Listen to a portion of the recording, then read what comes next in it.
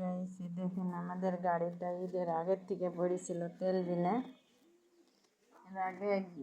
ঈদের আগে যাই তেল পাইনি, তারপরে ঘিসে যাই সারাদিন লাইনে দাঁড়া থেকে 4-5টা গাড়ির সামনে তেল ফুরা গেছে। আবার 2-3 দিন হলো গিয়ে ভোরবেলায় সন্ধ্যার সময় বাড়িতে আসছে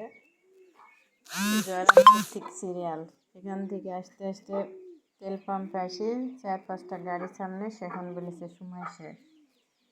আবার আজ কী করেছে, কাল সন্ধ্যার সময় আসছে গাড়ি পাম্পে, আসার পরে রাত 10টার দিকে ভিজতে ভিজতে বাড়িতে আসছে। আবার ভোরবেলা আজানের আগ দিকেছি যাই আইসি 500 টাকার তেল পেয়েছি।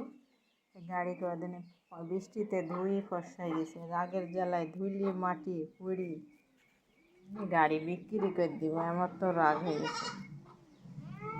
আজকে যাই 500 টাকার তেল পাইছি, 2 দিন বান্ধে আবার ঘুরি। কালকে আসছিল রাতে গাড়ি, আজ ভোরবেলায় যাই গান সেই তেলটা পাইছে, তাও বেলা আসতে 12টা বাজে গেছে।